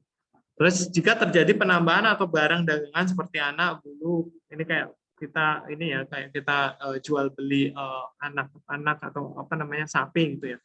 Nah, ia tidak boleh dijual dengan cara murabahah. Ini kecuali dengan menjelaskan penambahan yang terjadi. Jadi penambahannya itu di barang yang kita belikan, nah itu harus dijelaskan juga. Jadi nggak boleh itu seterbuka itu loh Islam dalam mengatur jual beli. Jadi itu harus dijelaskan dalam transaksinya. Jika seorang menggarap tanah, maka dia boleh menjualnya tanpa memberikan penjelasan karena tambahan yang tidak lahir dari barang dagangannya dan tidak dikategorikan barang dagangan. Nah, ini kalau menggarap tanah itu akadnya udah berbeda lagi. Nanti kita bahas mengenai akad itu ya. Karena sekarang itu tanah itu apalagi di perkotaan ya, ada land value capture ya. Nah, land value capture itu kayak ternyata tanah sekarang itu ada namanya TOD, pembangunan, tapi pembangunannya itu dilakukan oleh pihak ketiga gitu dalam membangun itu. Nah, itu transaksi-transaksi seperti itu tuh sebenarnya udah dijelaskan secara terperinci di dalam Islam. Nah, itu nanti diangkat yang di fikih muamalah lainnya. Nanti kita akan bahas sampai situ lah mengenai development perkotaan ya. Nah, itu sangat dijelaskan dalam Islam juga gitu. Ketika kita bahas di sana gitu. Ini ketentuan lain yang perlu dipahami ketika membeli pakaian, dirham itu ditangguhkan. Nah, ini ada hal yang unik dari murabahah. Jadi gini, ketika ada penangguhan membayar, penangguhan itu maksudnya gini, bayarnya itu enggak kontan, tapi bayarnya itu dicicil dengan cara dicicil. Nah, maka ia tidak boleh menjual tanpa menjelaskan hal itu karena penangguhan waktu akan menyebabkan bertambahnya harga. Jadi dia sebenarnya pembelinya itu bisa menambahkan harga karena jadi ada dua harga ketika cash dengan harga ketika ditangguhkan. Nah, harga yang ketika ditangguhkan itu maksudnya dicicil tadi ya, itu boleh untuk lebih tinggi ya dibanding dengan harga ketika tidak ditangguhkan atau cash. Jadi sebagai konsekuensi karena ada penangguhan pembayaran ini. Nah, itulah yang dijadikan dasar oleh bank syariah ketika membuat sebuah margins di dalam akad murabahah. Jadi karena ada unsur tadi penangguhan barang ketika kita jual beli itu boleh loh untuk harganya lebih tinggi gitu. Ada marginsnya di sana gitu. Nah, itu yang dijadikan sebagai dasar si bank syariah itu untuk melakukan transaksi murabahah. Jadi ada penangguhan. Gitu. Jika orang mengambil suatu barang dari orang yang diutangi atas nama asal, maka ia tidak boleh menjual dengan cara murabahah kecuali dengan penjelasan. Intinya ini sangat menghormati sekali tentang kejujuran ya murabahah ini. Terus jika seorang membeli pakaian dengan harga 10 dirham, kemudian dia memberi label harga lebih besar dari harga aslinya, maka jika pakaian tersebut nilainya lebih 10 dirham, dia boleh menjualnya dengan cara murabahah. Tuh kan, intinya kalau misal barangnya itu ditangguhkan ya pembayarannya, itu boleh untuk harganya lebih tinggi dibanding cash. Jadi misal nih, saya punya laptop gitu ya, laptopnya saya jualkan dengan cara dicicil. Nah, itu harganya misal katakan 10 juta gitu ya. Nah, tapi kalau cash itu 9 juta, itu boleh. Perbedaan harga kayak seperti itu boleh. Gitu. Nah, jika seorang memiliki harta warisan atau hibah, kemudian seorang bisa dipercaya memberi patokan harga pada harta itu, maka memiliki barang boleh menjualnya dengan cara merubah sesuai dengan harga patokan tersebut, karena ia telah jujur dalam ucapan. Intinya nilai kejujuran sangat dijunjung tinggi di dalam akad murabahah ini. Nah, ini nggak boleh yang ada di dalam murabahah. Ada penipuan, jenis barang, jenis harganya, terjadi penipuan. Nah, ini intinya kalau penipuan, nah itu tuh nggak boleh. Terus juga pembeli boleh memiliki antara pengambil atau nah ini hak hiar tadi ya. Terus Abu Hanifah menjelaskan bahwa jika pembeli mau, ia dapat mengambil barang dagangannya dengan harga yang disebutkan oleh penjual. Namun jika dia tidak keberatan, dia bisa membatalkan. Nah, ini Abu Yusuf nih salah satu murid terbaiknya Abu Hanifah. Ini keren banget nih, the best the best student ya dari Abu Hanifah. Jadi beliau tuh sampai ketika gurunya itu meninggal ya. Meninggal itu beliau nanya sama gurunya, "Wahai guru Abu Hanifah, itu amalan apa yang sampai sang guru itu meninggal itu masih teringat gitu." Nah, beliau Abu Hanifah menjawab ke Abu Yusuf, itu lewat mimpi ya, amalan membaca Al-Quran. Nah, itu ternyata membaca Al-Quran, menghafalkan Al-Quran, nah itu tuh bisa teringat sampai beliau wafat, Abu Hanifah wafat. Nah, itu ditanyakan di Abu Yusuf. Itu segitu dekatnya ya antara ulama dan juga muridnya ya. Ini Abu Yusuf itu sangat murid terbaik lah oleh Abu Hanifah lah. Makanya sampai beliau didatangi dalam mimpinya sampai ditanya tentang persoalan-persoalan muamalah gitu. Terus ini Abu Yusuf ini juga berpendapat bahwa pembeli tidak memiliki hak hiar, namun murabahah dilakukan pengurangan harga sesuai dengan besarnya penipuan. Jadi intinya Abu Yusuf itu ngasih ganti rugi lah ketika terjadi fasid pada transaksi murabahah. Jadi transaksinya kalau nggak sesuai dengan realita itu boleh ada hiar. Nah, ini kita bahas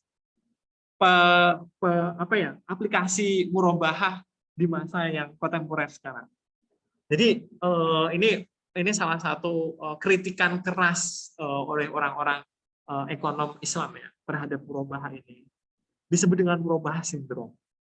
Jadi gini, ada hal yang unik ya dari murabahah ini. Sebenarnya di sisi lain ini memang dibolehkan dalam Islam.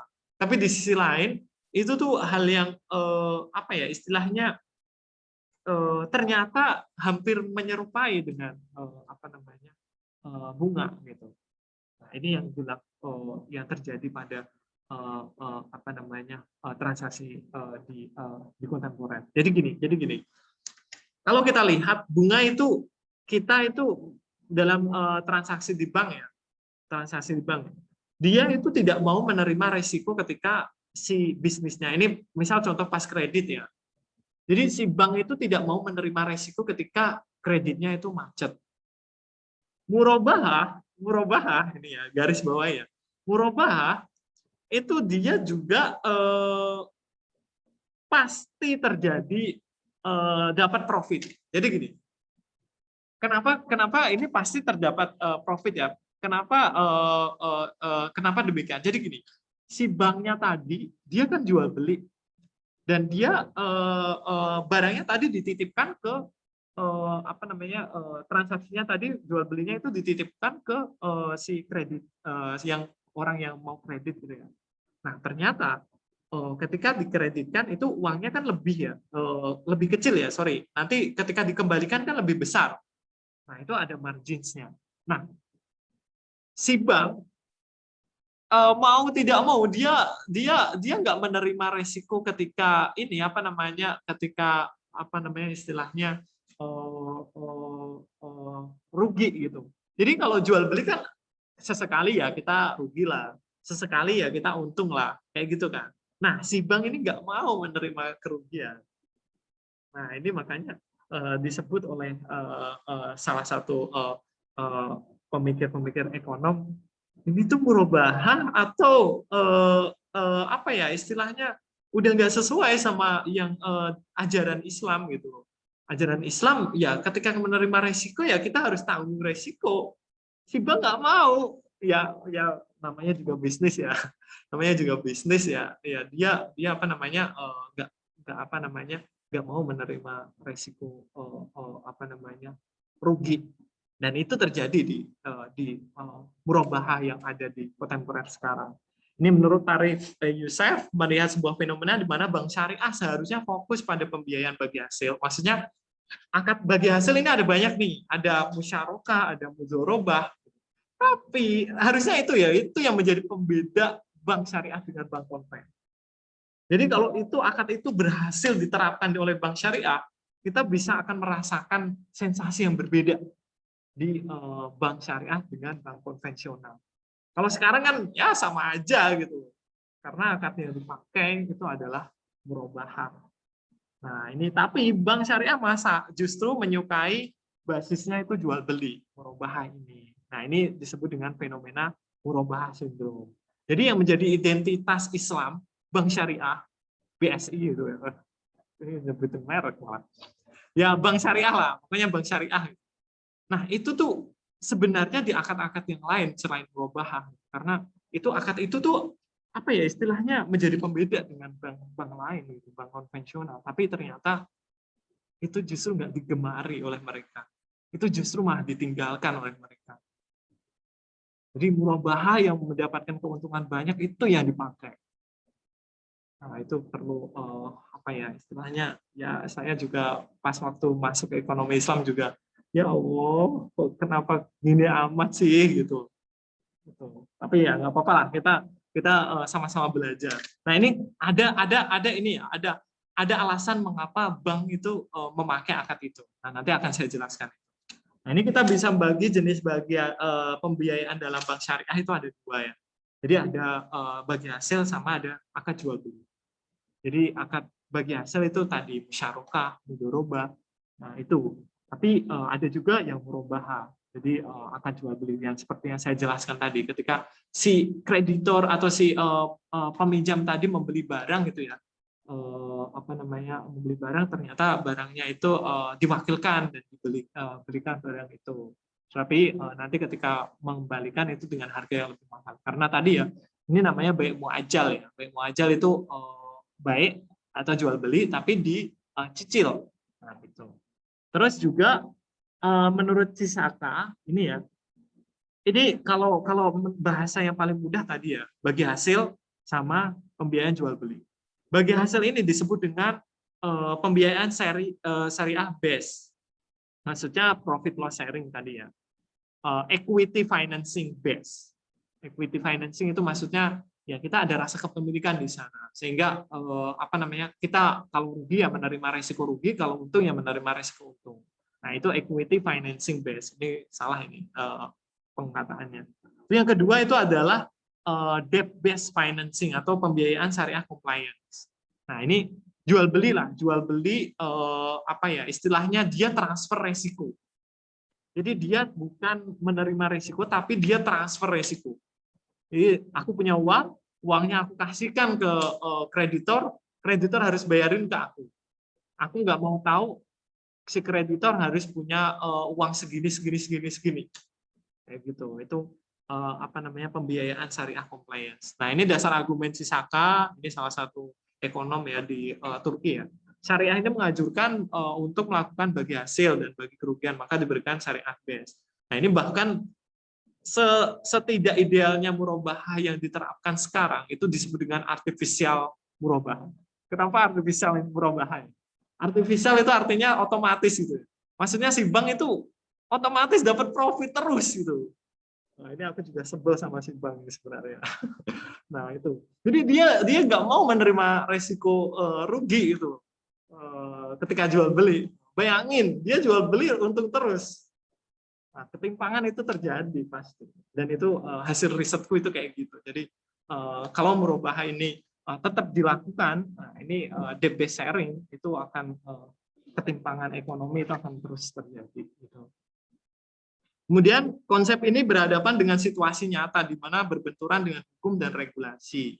Menghadapi situasi sulit, kontrak berbasis lain bagi hasil, yakni, nah jadi gini, kenapa sih si bank ini kok dia memakai murabahah dibanding musyarakah gitu, atau PLS tadi ya, jual beli, bagi hasil tadi. Jadi gini, kita tahu ya bank yang paling ideal itu dia makainya bunga gitu ya. Jadi bunga itu dia jadi konsepnya itu penemuan bank itu kayak membuat multiplier effect ekonomi yang besar gitu pas waktu itu. Nah, terus ya tentunya bank kalau udah usianya lama dia akan punya power user nasabah itu gede juga. Nah, si bank kecil, bank syariah misalnya. Bank syariah itu banknya kecil. Nah, si kecil dia ketika masuk di dalam pasar yang gede besar, dia akan mengikuti arahnya si besar. Jadi arahnya si besar ini produknya apa nih? Produknya adalah bunga. Nah, bagaimana si bank kecil tadi itu menciptakan produk yang hampir mirip dengan bunga. Nah, ini makanya dia menyesuaikan yang laku di pasar itu yang ini gitu, yang murabahah ini gitu. Nah, terus si besar ya tenang-tenang aja, tapi si kecil yang ngikutin. Nah, itu namanya oligopoli. Jadi dia akan mengikuti pasar-pasar. Nah, ini nggak tahu ya, ini soalnya kasusnya sekarang itu bank syariah itu udah gabung jadi satu. Itu artinya Bank Syariah Indonesia ya, BSI sekarang ya. Harusnya punya power. Nah, ketika si BSI itu bisa menciptakan musyarakah atau ini dengan lebih besar, lebih banyak, saya yakin 100% bunga itu akan lenyap. Dan ini salah satu solusi cara menghilangkan bunga itu ya. Salah satunya adalah sedekah, pertama itu ya. Kedua adalah penerapan bagi hasil. Nah, itu bunga pasti kalah. Soalnya ya disedekahkan, uangnya dikasihkan, nggak lagi orang mengharapkan bisnis yang yang menggila tadi gitu.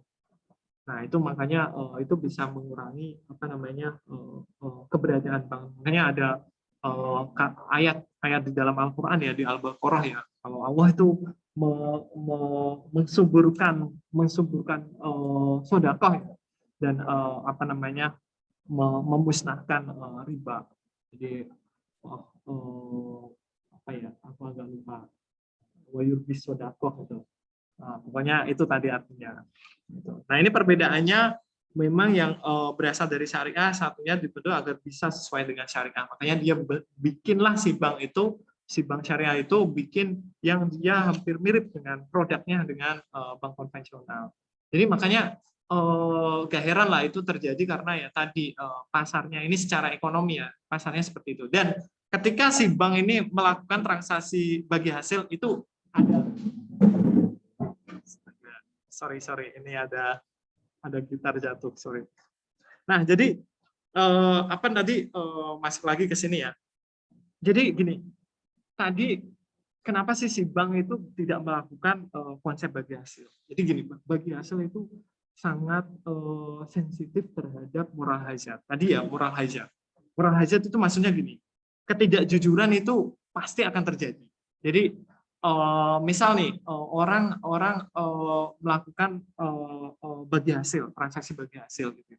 Nah, bagi hasil ini kan dari cost ya. Kita punya revenue nih, kita punya pendapatan dikurangin cost. Nah, dapatlah profitnya itu yang dibagi hasilkan kan. Jadi gitu kan konsepnya kan. Nah, ternyata orang itu malah pada ngeninggiin cost. Nah, itu kan moral hazard ya. Dia meninggikan cost. Nah, profitnya ya untuk bagi hasil kecil dong. Nah, itu makanya salah satu kelemahan dari murabahah bagi konsep bagi hasil lah itu tadi. Itu yang lain namanya juga profit loss sharing. Nah, pasti yang datang perusahaan-perusahaan atau UMKM yang ke bank syariah gitu ya. Itu adalah perusahaan atau UMKM yang berisiko tanda kutip. Jadi karena ya dia mau menerima risiko karena dia berisiko ya.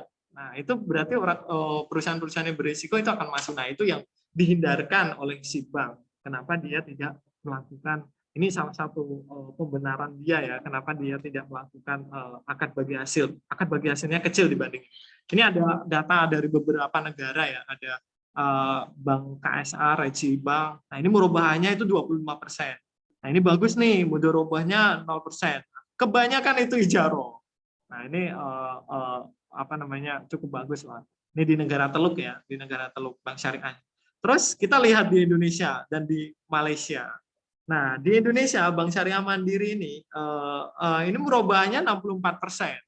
Ini nggak tahu ya, BSI saya belum lihat perubahannya berapa persen. Bagi hasilnya itu 21% doang. Lebih suka murobahannya. Regi Malaysia itu juga gede banget, 99% perubahannya. Bagi hasilnya 0%. Nah, 0,0%. Terus ini Bahrain juga, Bahrain perubahannya 42%. Nah, ini Bahrain udah mulai oke nih, bagi hasilnya musyarakahnya itu 22%. Ini murobahannya di Abu Dhabi itu 57. Intinya murabahah itu paling banyak di akad-akad transaksi, lebih digemari lah intinya oleh si bank dibanding dengan apa namanya akad lain. Nah, mungkin itu ya guys. Ada yang mau didiskusikan silahkan. Nah, mungkin kalau nggak jelas silahkan ditanyakan saja mengenai apa namanya diskusi pada hari ini. Silahkan. Mas Liga mau nanggepin, silahkan Mas Rafiki, Mbak En atau Mbak Nurfala Safitri, silahkan.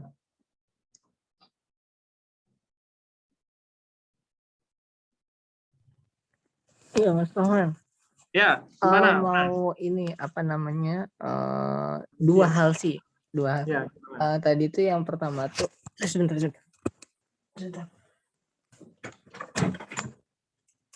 Yang pertama tuh mengenai hak hiar ya. Hak hiar itu kan katanya kan boleh ya, mubah, hukumnya mubah.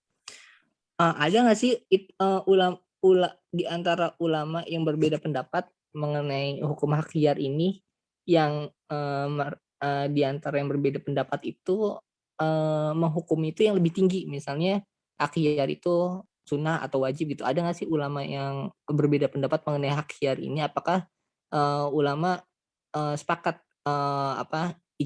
ijma itu mubah gitu? Karena menurut saya kalau misalnya hak hiar ini adalah mubah, maka berarti kan dilakuin boleh, nggak dilakuin boleh kan, berarti itu kayak ini, kayak kita itu bisa membuka kesempatan untuk menzolimi seseorang. Saya contohkan seperti ini. Misalnya saya jual penjual remote misalnya. Saya yang penjual remote. Nah, ketika ada seseorang mau membeli remote saya tahu bahwa mungkin bukan kesalahan saya juga. Saya tahu bahwa kualitas remote saya ini tidak super bagus. Artinya memang kualitasnya itu kualitas rendah gitu, dan pembeli juga tahu kalau misalnya remote-nya itu adalah kualitas rendah. Di mana kalau kualitas rendah itu berarti dia memiliki risiko akan kerusakan yang remote abal-abal lah gitu. Yang bisa aja kerusakannya itu bisa dalam waktu dekat, bisa dalam waktu panjang, seperti itu bisa terjadi.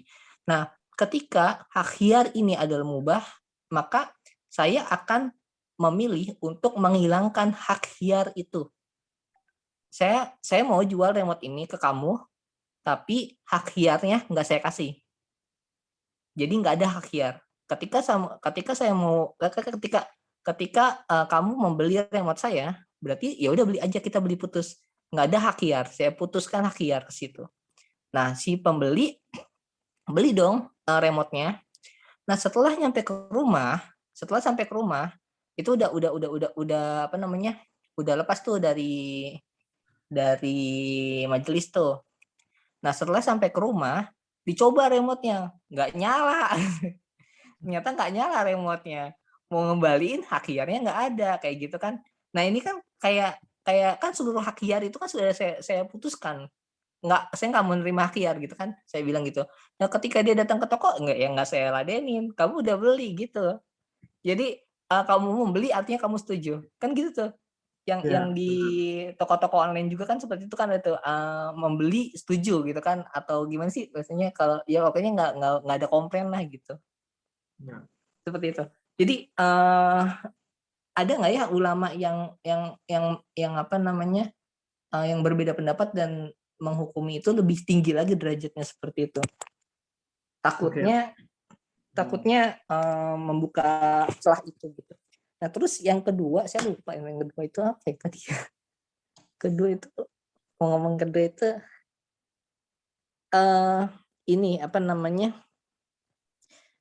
mengenai murabahah ya, murabahah. Saya nggak apa ya namanya ya, nggak punya dasaran mengenai murabahah, tapi nggak tahu banyak mengenai murabahah. Karena dulu kan saya juga kan pernah di perbankan ya. Dulu saya di BRI Syariah. Sebelum BRI Syariah itu IPO gitu. Saya nggak lama sih di situ. Cuman saya juga berkutik-kutik juga di murabahah itu. Memang murabahah itu kepentok kemana-mana ya. Dia memposisikan diri untuk menjalankan prinsip profit loss sharing, nggak bisa. Mau menjalankan murabahah yang benar-benar murabahah, yang dimana barangnya itu harus ada dulu, baru nanti dilakukan jual beli, itu juga risiko akan adanya si pembeli yang tadinya mau beli, ketika barang yang udah dibeli dulu tapi belum ada akad kan harusnya kan secara prinsip syariahnya itu kan, ketika kita mau melakukan jual beli dari bank kepada si pembeli atau kepada nasabah, itu kan si nasabah itu kan melakukan perjanjian dulu kepada bank gitu. Melakukan perjanjian kalau misalnya saya mau membeli barang A dengan harga sekian. Kemudian si bank memberikan uang untuk membeli barang tersebut seperti itu. Tapi kan secara prinsip syariahnya seharusnya bank itu kan menyediakan barangnya dulu. Jadi ketika si nasabah berjanji untuk membeli barang A, maka si bank itu membelikan dulu barangnya, menyediakan barangnya dulu. Setelah barang A itu ada, maka dilakukanlah jual beli dan dilakukanlah akad di situ. Nah, tapi kan yang di lapangan itu kan nggak seperti itu. Yang di lapangan adalah si nasabah melakukan perjanjian beli, saya mau beli barang ini dengan harga 10 juta misalnya. Nah, kemudian si bank dengan si nasabah melakukan akad dulu, melakukan jual beli dulu, akad jual beli, kemudian si bank memberikan uang sebesar 10 juta tadi untuk membeli barang A dengan cara barang tersebut diwakilkan kepada si nasabah untuk membeli barang A gitu. Nah, artinya di sini kan ada dua yang potong atau yang yang salah, bukan yang salah, yang menyimpang gitu. Ya. Nah, yang pertama adalah ketika melakukan akad itu barangnya belum ada, harusnya barangnya ada dulu. Nah, kemudian setelah melakukan jual beli itu udah bukan lagi udah lepas dari majelis gitu. Jadi uangnya dikasih pada saat itu, hari itu dikasih, tapi si nasabah belinya nggak beli-beli, bisa belinya sebulan kemudian baru beli, kan itu kan nggak benar juga, bisa 2 bulan kemudian baru beli kayak gitu. Jadi intinya gini, jadi kita tuh kan di Indonesia itu kan berangkatnya itu kan untuk bank syariah itu berangkatnya itu bukan atas kesadaran syariah. Kita itu berangkatnya itu adalah atas kesadaran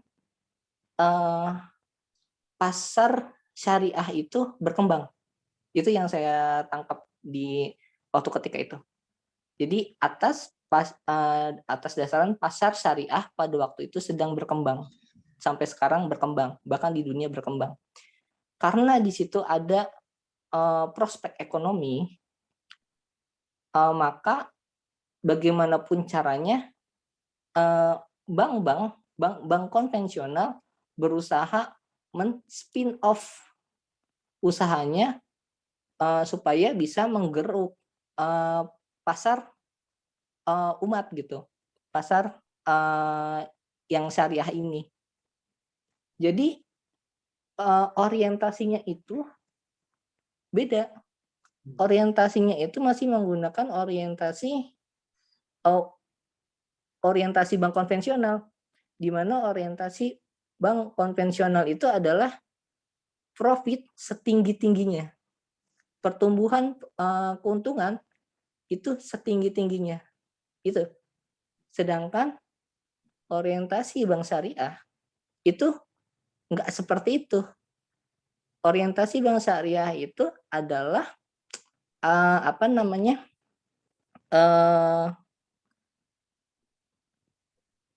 ya saling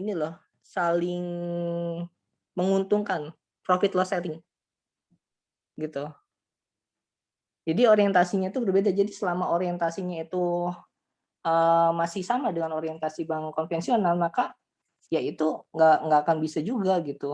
Dan perilaku kita juga masyarakat kita juga belum siap sih kayaknya untuk melakukan prinsip syariah itu. Kan nggak mungkin juga kita nabung ke bank, bukan nggak mungkin ya, maksudnya sedikit orang yang bisa nabung ke bank, tapi dengan Pak, kalau misalnya nggak ada bagi hasil nggak apa-apa ya Pak, nggak mau, saya maunya ada bagi hasil yang gede gitu kan gitu. Ya, Kalau misalnya dia nggak siap, kalau misalnya nggak dapat bagi hasil itu, buka deposito Pak, nanti kalau nggak ada bagi hasil nggak apa-apa ya Pak, nggak mau kan gitu. Jadi kita juga belum siap sih masyarakat kita, itu sih. Oke, makasih Mas Lega udah nambahin yang bagian perubahan tadi ya. Mungkin yang khiar ya Mas ya. Jadi sebenarnya khiar itu kan tadi ada beberapa macam. Nah, kalau kita lihat khiar yang beberapa macam tadi itu sebenarnya beda-beda macamnya kan. Kalau majelis ini memang dia hukumnya sama dengan khiar yang ini ya, khiar yang secara general tadi ya, yang memubahkan tadi ya.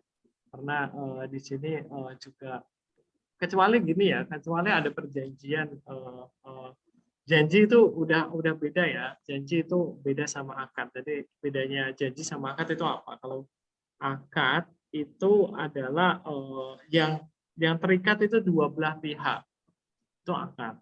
Kalau wa'ad atau janji itu yang terikat itu di salah satu pihak. Nah, jadi masih kuatan akad dibanding dengan wa'ad. Nah, terus di sini ya, kalau majelis itu aib ini juga sebenarnya kalau kita lihat dia tidak halal, berarti haram. Ya, haram dong. Berarti kalau orang menjual sesuatu hal yang mungkin itu terjadi cacat, terus memang sudah tahu penjualnya gitu, terus ternyata dijualkan, nah itu haram. Nah, itu ini istilahnya ini kan sebuah tanggung jawab si pembeli penjualnya ya, harus memberikan khiar, wajib ya, karena ini kalau nggak gitu ya berarti dia makan uang yang tidak halal tadi gitu.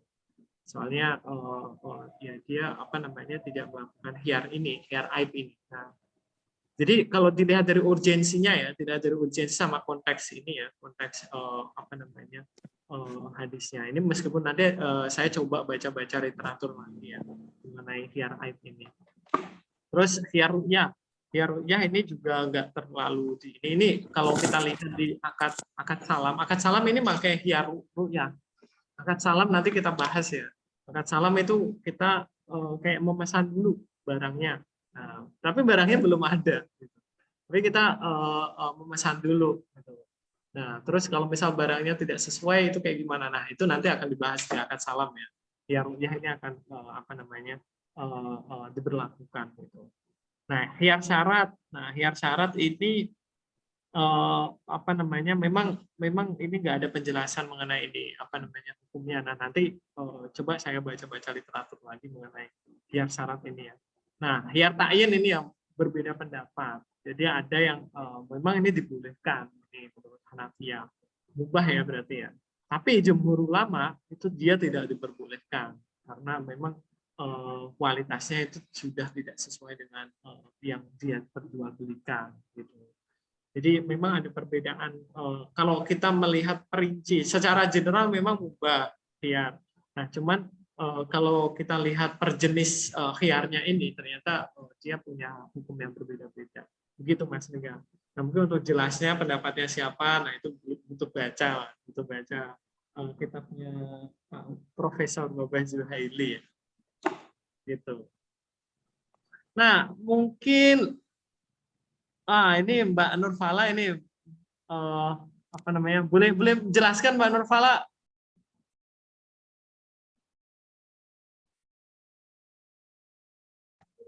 Iya. Ya, silakan Mbak Nurfala. Enggak kok, saya juga masih belajar ini. Mungkin kalau dari izin nanggepin ya Bang ya, dari yang sudah ditanya, mungkin dari studi kasus yang disampaikan oleh Bang Lingga nih, mengenai kalau seandainya posisinya nih kita beli remote ya, kita tuh udah mutusin akadnya di sana, terus kita bawa pulang ke rumah, ternyata remote-nya itu enggak benar, artinya kan di sana tidak ada kejelasan gitu.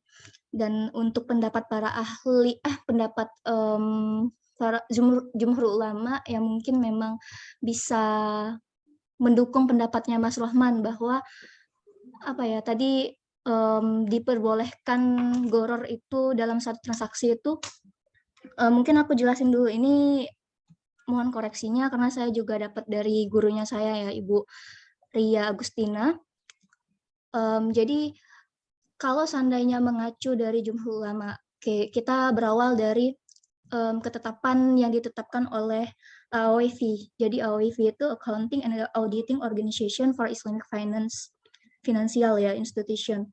Jadi itu memang kalau kita di Indonesia kan itu IAI bilangnya, tapi kalau untuk skala dunia itu AOIV. Nah, di dalam AOIV itu nomor 31 seingat saya ya, tapi ini boleh dikoreksi. Itu goror itu yang dikatakan haram itu ada 4. Kita bisa lihat dari sisi bisnis transaksinya, kita bisa lihat dari jumlah banyaknya, kita bisa lihat dari objek utama akadnya, dan hal yang paling penting itu dari ini, dan hal yang paling penting ini yang biasa dijadiin sebagai landasan apakah itu termasuk dalam goror yang diperbolehkan atau goror yang tidak diperbolehkan, yaitu al-tad'u akad hajah, jadi tidak ada kebutuhan yang mendesak.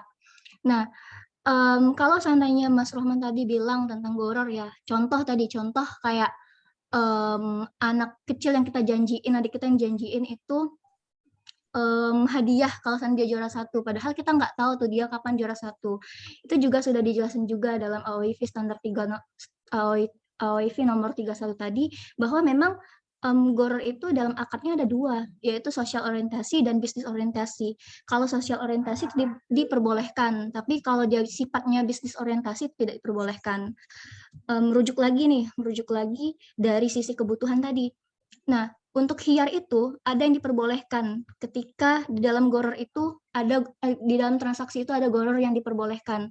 Jadi ada 2 pendapat ya. Ini pendapat dari Imam Nawawi. Imam An-Nawawi. Yang pertama itu satu kebutuhan yang mendesak menduduki posisi darurat, kebutuhan yang diperbolehkan hanya sesuai dengan standar butuhnya saja atau tidak berlebihan, atau boleh melakukan transaksi jual beli yang di dalamnya itu ada goror jika ada kebutuhan yang mendesak. Nah, kalau beranjak dari studi kasus yang dibilang oleh Bang Lingga tadi, kalau seandainya kita lihat kondisional kan, kalau seandainya memang posisinya kita bisa memilih beli remote itu di toko lain, ya kenapa kita lebih memilih hal yang goror tadi gitu. Bahkan di situ sama saja kita tuh kayak menzolimi diri kita sendiri. kalau seandainya kita berbicara dari dasar hukum dari ekonomi syariah itu kan itu namanya kita apa sih yang Asyatibi itu kita kan tidak menjaga harta sama saja. Jadi kita tuh kayak sudah secara rela harta kita tuh dimakan oleh orang lain secara batil dan didukung juga oleh pendapat nih karena ekonomi Islam itu diperbolehkan asal tidak ada dalil yang melarangnya dan di sini posisinya sudah ada loh dalil yang melarangnya. Jadi dalam hadis riwayat Muslim itu dalam kitab Buyuk 1513 itu mengatakan bahwa Rasulullah itu melarang jual beli al-hasha dan beli goror. Jadi kita tuh sampai kapanpun goror tuh tidak diperbolehkan. Asalkan tadi posisinya itu mendesak. Jadi kalaupun kita goror yang mendesak nih kayak kita beli obat-obatan yang itu bergantung dengan nyawanya seseorang itu diperbolehkan. Terus juga yang paling penting juga ketika goror yang kita perbolehkan tadi tidak menyebabkan permusuhan di antara orang yang jual dan beli atau tidak memakan harta orang lain dengan cara batil atau dengan cara tidak dibenarkan, itu diperbolehkan. Didukung juga dari apa ya, karangan ini kalau saya nggak salah ya, ini karangan Abdurrahman bin Nasir As-Sa'idi. Jadi bisa dilihat itu dalam kitabnya itu Tahqiq Ashraf. Saya kurang ingat ya itu di cetakan yang keberapa, tapi itu yang pernah dibilang oleh guru saya Ustazah Ria Agustina. Itu sih Bang, jadi kalau seandainya memang dari jumhur ulama itu sudah ada Imam An-Nawawi, kalau dari sisi dalil itu sudah ada juga yang melarang kita buyuk. Tapi balik lagi sih kita kondisional ya, dalam artian jangan sampai nanti tadi intinya apakah itu mendesak atau tidak, dan ketika itu mendesak, apakah itu akan menimbulkan permusuhan di antara orang yang jual maupun yang beli. Mungkin itu saja sih menurut Fala. Oke, terima kasih Fala Savitri, saya sudah nambahin. Nah mungkin karena waktunya sudah menunjukkan jam 9:30 ya. Nah ini apa namanya kita sudah waktunya untuk beristirahat ya. Ini mohon maaf nih harus kita cukupkan diskusinya sampai apa namanya jam ini. Sebelumnya terima kasih kepada teman-teman semua yang sudah ikut berpartisipasi di apa namanya ngaji sekaligus diskusi di sini. Dan semoga apa yang kita diskusikan dan juga kita kaji di apa namanya diskusi kali ini memberikan kebermanfaatan dan keberkahan oleh kita semua. Dan sebelum kita akhiri, mungkin alangkah baiknya kita berdoa kafaratul majelis. Bismillahirrahmanirrahim. Dan saya akhiri, wabillahi taufiq wal hidayah. Wassalamualaikum warahmatullahi wabarakatuh. Terima kasih Mas Rahman. Waalaikumsalam warahmatullahi wabarakatuh. Sama-sama. Terima kasih Bang Lingga. Minggu depan kayaknya Bang Lingga aja yang ngisi Iya, materi. harusnya. Gimana Bang? Ngaco. Nggak apa-apa Bang, kita Mungkin kayak bikin tiket aja, ini. jadwal tiket. Ini mungkin apa namanya? Tadi kan saya lihat slide-nya kan ada 27 slide ya.